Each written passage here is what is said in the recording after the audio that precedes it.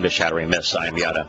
Each weekday here on GCN, we strive to expose the destructive myths which are associated with religion and politics, patriotism in the media, and with military and economic schemes. Instead of merely presenting the news, our mission on this program is to understand what is actually occurring behind the headlines while predicting how these events will shape our world.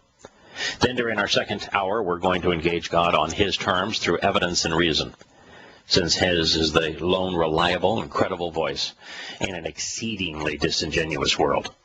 Our phone number over the next 2 hours, if you'd like to participate in this discussion or question or criticize anything that is said by your host, is 877-300-7645. You know, it strikes me that for Christian Mingle to be able to run as many ads as they do throughout the media, they evidently must recognize that Christians are stupid, that they're ignorant and irrational. For someone to believe that you get blessings from God by participating in a business, that God is using a computer to match like-minded people in a religion that He personally has no involvement in whatsoever, that's your sign. Wear it proudly. It says that you are stupid, particularly if you're one of the millions of Christians who actually participate in it. It says, yep, I am absolutely ignorant. I am clueless as to who God is, what He wants, what He does, how He engages in lives, how to participate in a relationship with Him, how to be saved by Him. And if I have a clue, then I'm ignorant because I cannot process that information rationally. Speaking of irrational, I just don't understand. Why is it that when someone gets killed that they become an American hero? What is heroic about dying? Now, if you're dying and you got killed because there was a way for you to intervene and substitute your life for someone else's life, well, that's one thing. I can see that you could be considered a hero for having sacrificed your life to save the life, say, of a child that would be otherwise run over in the street. But firefighters heroic because they got scorched? I mean, it's sad. But think about the kind of negligence that is involved for 19 firefighters as part of a crew battling a blaze in very sparsely forested area. No large trees here in the area where they were scorched. It was the land around them was scorched. It was just kind of low, deserty kind of brush. You know, all of these men ought to have been wearing GPS locator devices that not only told them exactly where they were, but also those supervising them where they were. It would be extraordinarily easy. While it might be difficult to have a plane down low when the winds pick up, and it might put pilots in jeopardy to have planes down low throwing retardant on a fire unless human life was at risk, you would risk a plane to drop retardant on the area around a fire crew if the fire crew was in jeopardy. But you could certainly have an aircraft circling high above, not subject to being buffered by those the updrafts and downdrafts of mountain area winds, keeping not only appraised of exactly where they were relative to the fire, but also being able to tell them well in advance, hey, you need to move in this direction to this place and hunker down now because the fire has changed and is moving in this direction. And then when it looks like there is a real high risk of injury, to be able to call in a very specific to a GPS coordinate drop of water or retardant around those individuals. Easily could have saved their lives with existing technology and just using one's brain. But no, we have a tendency to exonerate those who are in leadership positions by worshiping those who have been killed by calling them heroes. Now, I'm sorry, it is a shame that those men died, and many of them were fathers and sons, and well, they were all either fathers or sons, and they had families who deeply loved them, and it is a tragedy that they're gone. And I am not an expert in firefighting, but I can tell you, based upon the technology in using aircrafts, that it would have been much easier to save them than it is to glorify them now that they are dead. I want to talk about another story. This might not be among the top stories in the nation today. It was over the weekend. But the Asiana Airlines Boeing 777 that crashed in San Francisco.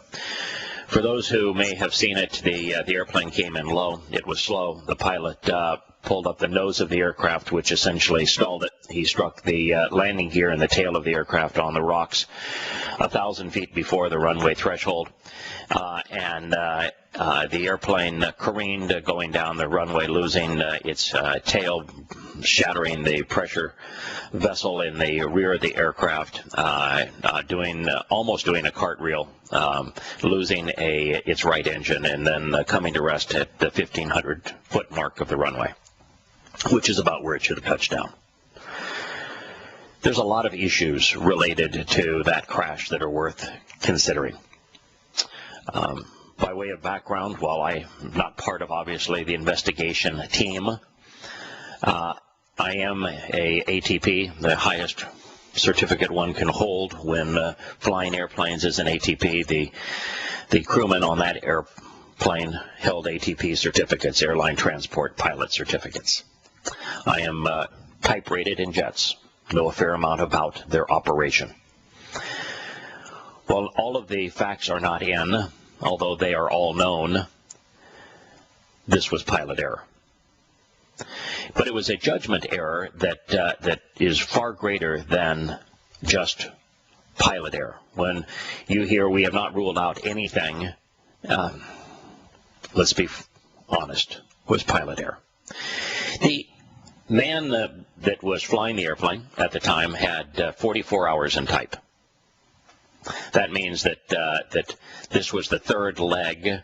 If he went to sim school for this particular aircraft, then this may have been the first time that he was sitting in the left seat. It may have been his first actual landing if the other hours were in a simulator. That's right. The man who crashed the airplane had 44 hours in type in a 777. It's not known for certain, but it is assumed that the first officer of the aircraft was mentoring him, was training him on how to fly the airplane. An airplane with 300 souls on board. Talk about arrogance, risking lives in that way. And what's amazing, too, is that the senior pilot, who had thousands of hours in type, didn't intervene when it was obvious that there was a serious problem. Another aspect of this particular crash that bears reporting is that the ILS, the Instrument Landing System, the glide slope was out. Now, it was published that it was going to be out. They knew it was going to be out before they took off from Shanghai. So they had 12 hours to prepare for the fact that it was going to be out. It was out for routine maintenance. They were given a visual approach. They were given a visual approach using the same vectors that they would have been given for an instrument, the ILS approach. It was perfectly clear, 10 miles visibility, no clouds, light winds, 8 knots. And so a visual approach is something that every pilot ought to be able to do. In fact, you ought not have to use the Instrument Landing System, the ILS, unless the conditions are ceilings very low, somewhere between 200 and 1,000 feet, and visibility is quite low in terms of fractions of a mile. But it is a reality today that airlines want pilots to use all of the automation, which is to fly the airplane on autopilot all the way through the process, including landing. Which means if you input improper data, that could be tragic. And if the instrumentation fails because you're not trained to fly the airplane by hand visually, tragedies occur. And that's what happened here. There were so many indications that this approach was doomed. It is stunning that what we heard from the investigators was that 7 seconds before the plane crashed, someone in the cockpit said, "I need more speed." He didn't need more speed, he needed more power. Speed can be achieved by pointing the nose down. But when you're at 200 feet above the ground, you don't want to point the nose down. Part of this, too, is the decision by the U.S. government, the FAA, that everyone should fly every approach the same way. We fly instrument approaches on a 3% gradient. You should look at a 3% gradient. Draw a line on a piece of paper along the long side of an 8.5 by 11 piece of paper on a 3% gradient and see that you're not even a half an inch above the edge of the paper, 11 inches away. Very shallow. Gives you no room should something go wrong. There are airspeed references that are used for landings in jets. This one was 137 knots. This airplane probably stalls around mid-80s in terms of stall speed. This crew was very close to stall speed. In fact, got the stick shaker about 4 seconds before crash. When you get a stick shaker in an airplane like this, that means the yoke begins to shake and said you're within 10% of stalling speed of the aircraft, and yet they continue to pull up the nose. A pusher shaker would actually push the nose down, but a stick shaker just tells the pilot you're within moments of crashing. They did not add power at that time. The pilot did not ask for a go-around until 1.5 seconds from the time that the plane impacted the runway. On a jet engine, it takes 5 seconds to spool up from idle to 95% power. Jets, unlike props, are very slow to respond, and so you have to be thinking ahead of the aircraft.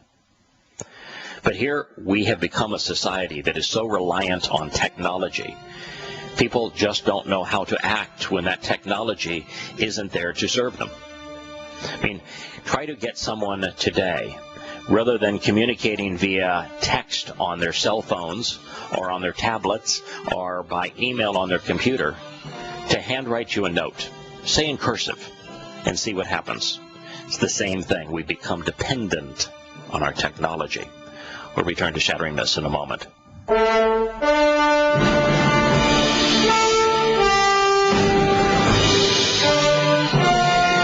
Welcome back to Shattering Myths. We're talking about the Asiana Airlines Boeing 777 crash in San Francisco.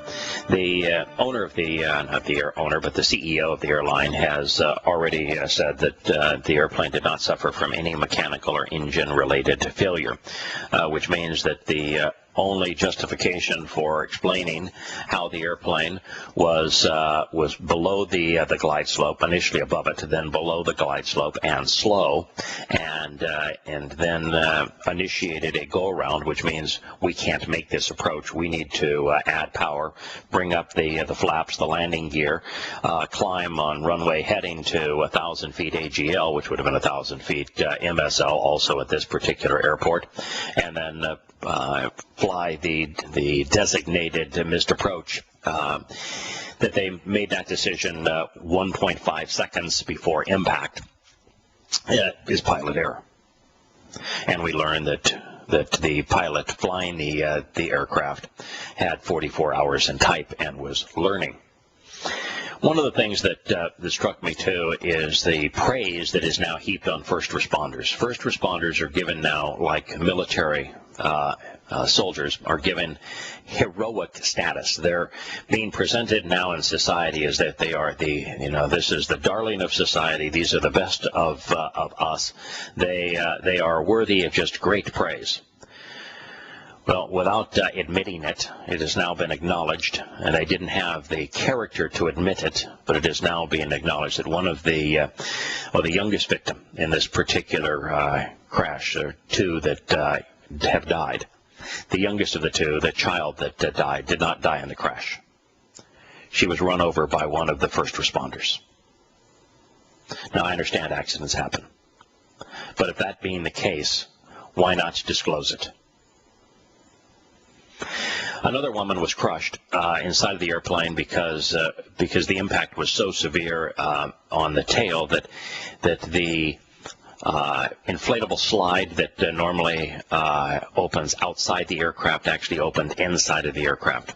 And because of Islamic terrorists, knives are no longer allowed inside of an aircraft. Now, with a knife, there is no longer anything that you could do to hijack an airplane. You could have gun, dynamite, you could have all manner of things inside of that airplane. Yeah, you could have an AK-47 inside of an airplane, and you can't hijack it anymore. And all they had to do, and they have done it, is cover the door to the cockpit with Kevlar, and then to reinforce the locks such that there is no way to force your way into the cabin of an aircraft. It cannot be hijacked, no matter what you have in the back, but we still have a government that likes to control everything we do, so there are no knives. So when this slide ballooned up inside of the aircraft and the woman was trapped on the ceiling and being crushed, there was no way to deflate the slide. There was no way to get her out of the burning aircraft because there was no sharp object in the cabin.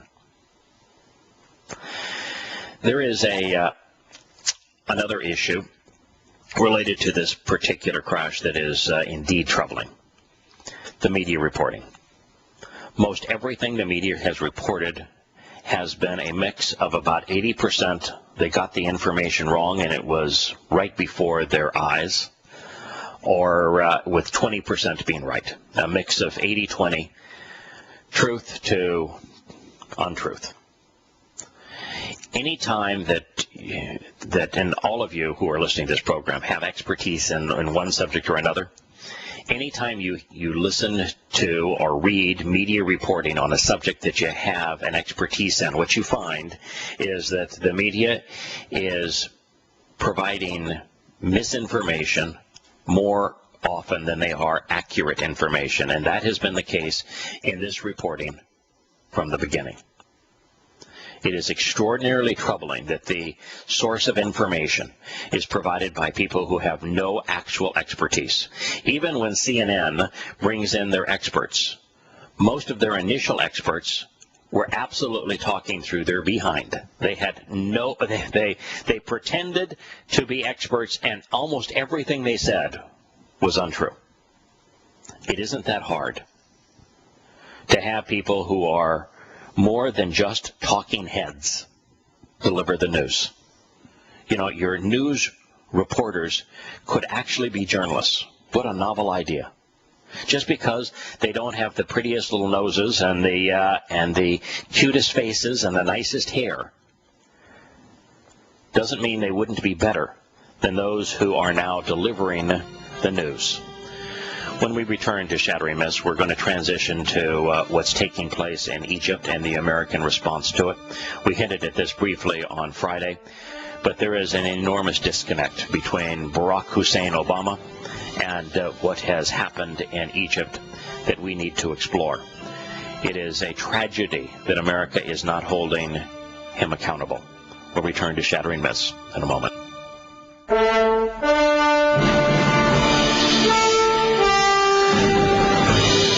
Welcome back to Shattering Myths. Okay, I lied. I told you we're going to go directly to the story in Egypt and how the Barack Hussein Obama administration is handling it. But a friend of mine just sent me a story which is hard to imagine. My personal withdrawal from ordinary life, when I want a breather from all of the issues of life, I watch sports. That's Scott, my producer, and I talk sports during the commercials very often in the program. It's kind of just a way to withdraw. Some people drink, some people go do risky things, race cars or something. I watch sports or play sports. This is a story from Brazil, CNN. The argument started over a red card. It escalated when a referee fatally stabbed the player. It ended when the player's enraged family members stoned the referee to death and dismembered his body. If you watch soccer games in countries like Brazil or almost any of the Islamic countries, but even in countries like Spain and Italy, you watch a soccer game and it's apparent that the fans are indeed fanatics. They have a religious zeal towards the game, as if they're personally identifying with the players, and if they lose, it's as if part of their soul has been ripped away. So here's a referee. He called a foul during a soccer match. He showed the player, Abreu, a red card, which is the highest penalty. It translates to means you're being expelled, go into expulsion from the game as a result of the foul. Now, Abreu, 30, who was 10 years older than the referee, wasn't going to take it, and he confronted the referee. Now, the altercation grew ugly, so the referee, 20 years old now, pulled out a knife. The referee was armed with a knife. He pulled out the knife once the 30-year-old player confronted him on the call and plunged the knife into the player's chest. And then the family of the player decided that, the thing that we ought to do, the right thing to do here, is to go stone the referee, this 20-year-old man, to death. And then they dismembered his body, cutting it into pieces. Yeah, not only did they get revenge, but then they took it a whole step further. They were like, we got to dismember this guy. It makes no sense. And then they videotaped the entire episode so that those who want to watch what happens with fanatics can.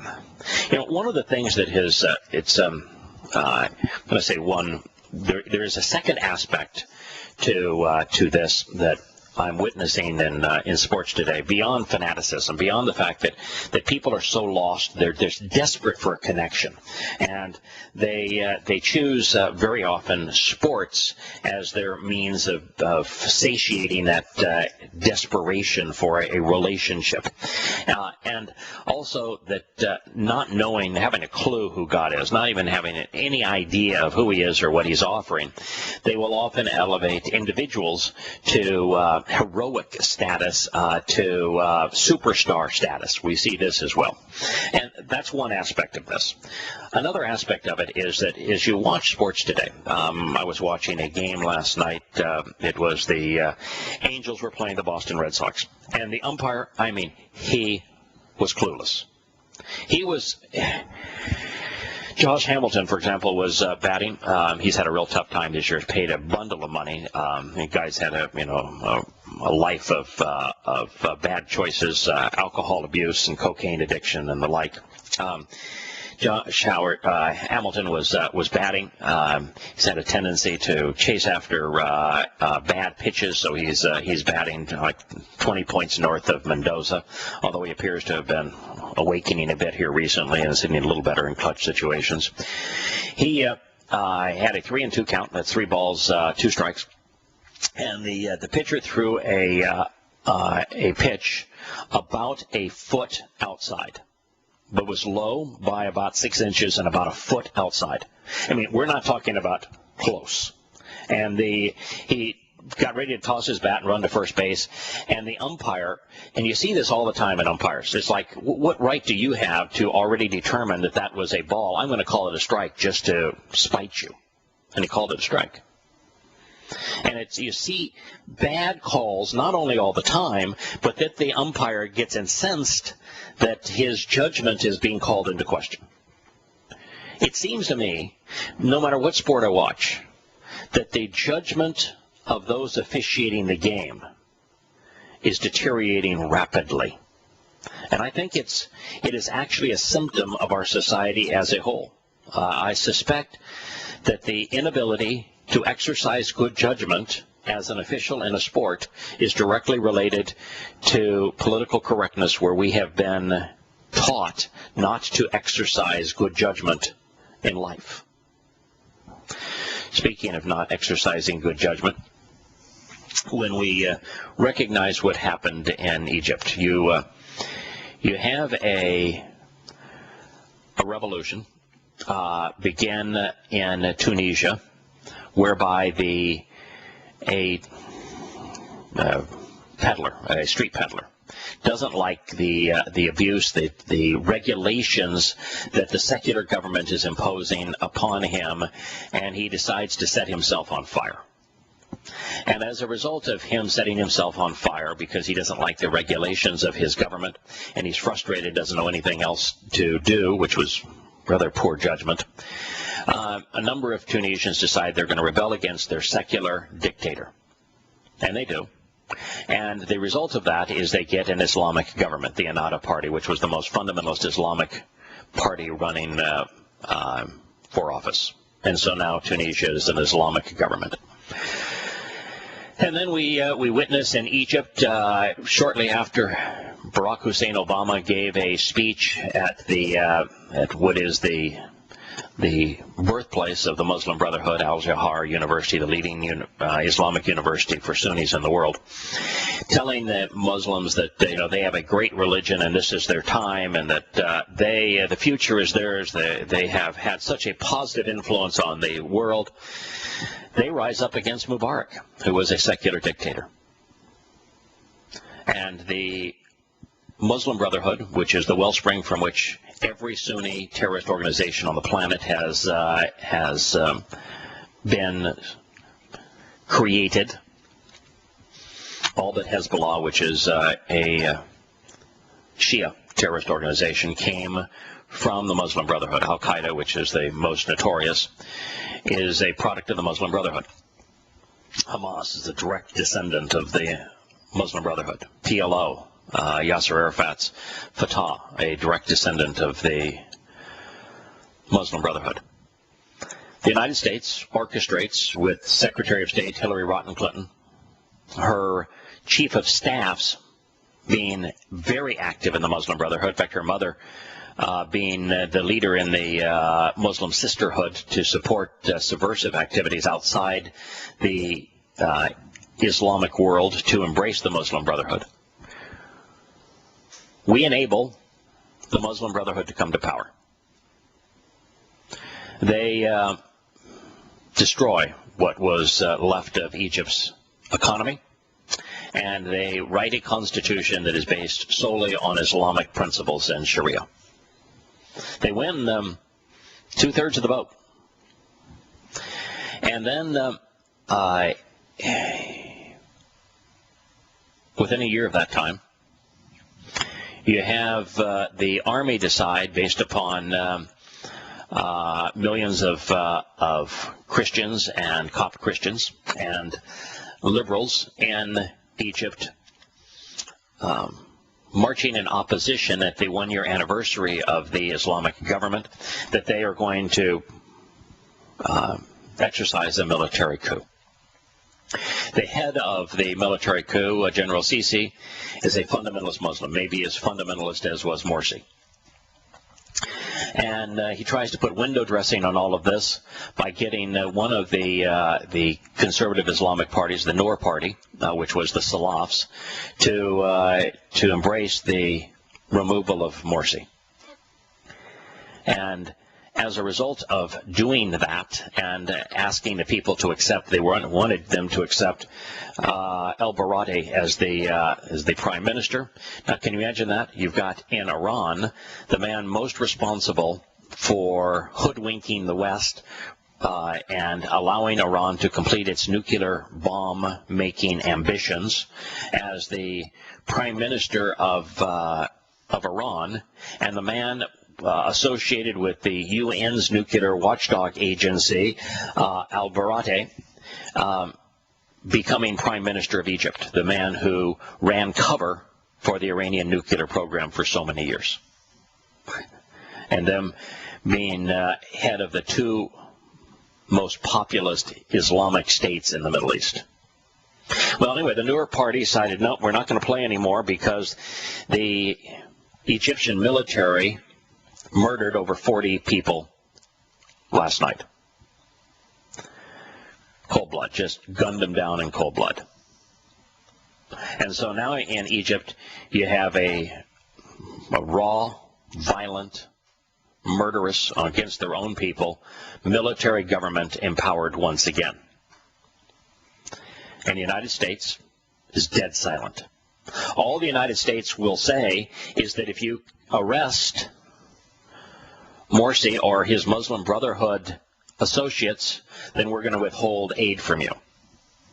And that Egypt ought to go back as quickly as possible to their elected government, and their elected government was Islamic. I mean, I understand that in Egypt, just as is in the case of Syria, there is no good side. Both sides are rotten to the core. We ought not be aiding or abetting or allying ourselves with either side. General Sisi is a fundamentalist Muslim. The army of Egypt kills its own citizens. They're the ones that when a woman claimed to be raped, they abused the woman, the victim of rape, as opposed to prosecuting the rapists. That's the military of Egypt. They're rotten. And yet the United States supplies the money that they thrive off of, $1.3 billion a year. Morsi's regime was a rotten Islamic regime trying to impose Sharia law on Egypt, which would have sent it back to the Dark Ages. Would have caused every woman in Egypt to have to fear for her life. It would have caused the Coptic Christians to be annihilated. And yet the United States wants to support the Islamic Brotherhood, the Muslim Brotherhood in all of this. Why don't we just disengage?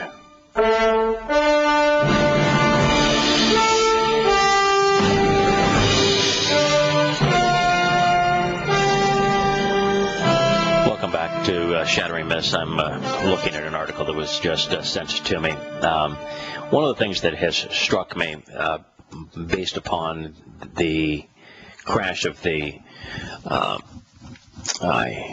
airplane, this 777 into San Francisco airport, was that the head of the National Transportation Safety Board, at least the talking head in San Francisco that is briefing the media, is wholly unqualified for that position.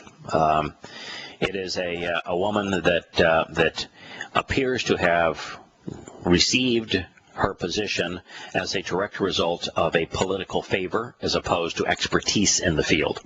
This quote from her this morning: "We're certainly looking at the crew and how they operated, how they were trained at their experience." How they were trained at their experience? I mean, come on. We're also looking at the aircraft.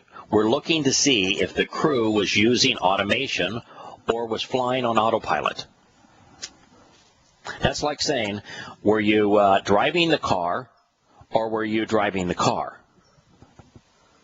I mean, were you using speed control or were you using control for the speed? It is astonishing. Also, this article points out that it appears now that one of the two children that was killed because they were run over by the San Francisco Fire Department. The San Francisco Fire Department, though, has been unwilling to respond. They wouldn't even respond to CNN to say, is there any truth to the story that the youngest child was actually run over at the hospital. They have acknowledged that her injuries were the result of having a tire crush her body. There weren't any tires on that airplane. So it is, once again, just frustrating to see how we are behaving today. Well, Barack Hussein Obama, speaking of frustrating, has only made one statement on Egypt, and this is really the crosshairs of his administration. This is where he went immediately after being elected to reset the discussion between America and the Islamic world. And look at the result of what has grown out of that. A civil war in Syria, giving Iraq to Iran, the rise of Hezbollah in Libya, the rise of Hamas in their aspirations over Israel. Look at what's happened in Tunisia with the replacement of a secular party by an Islamic party in Libya, by the replacement of a secular dictator with Islamic terrorists. In Egypt, with not only the replacement of a secular dictator with a Islamic regime, but now the Islamic regime being deposed, so that they've returned back to a military dictatorship, but this time the military is being led by a Salafist fundamentalist Muslim. I mean, look at what has transpired. And all this man can say for his accountability. And mind you, with all the sequester where, we couldn't have airplanes fly on time because sequester required us to have fewer FAA personnel in control towers. So Mr. Obama wanted the people who actually participate in our economy, wanted them stung by the sequester. Well, he was able to justify spending tens of millions of dollars, if not $100 million, going off on a jaunt throughout Africa. And while he's on his jaunt throughout Africa, this man couldn't even bother to deal with the mess that he created in Egypt. It is astonishing, but here's his statement. Mr. Obama released a carefully worded statement. This was days ago, calling on the military to move, this is quote, move quickly and responsibly to return full authority back to a democratically elected civilian government as soon as possible. Well, the civilian government that was elected, they were the Muslim Brotherhood. So he wants to go back to an Islamic government. And then he said to avoid any arbitrary arrests of President Morsi or his supporters, who are also the Muslim Brotherhood. So what is it about this president and his absolute love, his fascination with, his deep-seated desire for Islam to subject people to Sharia law? Whose side is he on? And why has he not been impeached? I am Yahowah. This is Shattering Myths. We'll return, turning our attention to Yahowah and his Torah, and to the second of the 10 statements he etched in stone after the commercial break.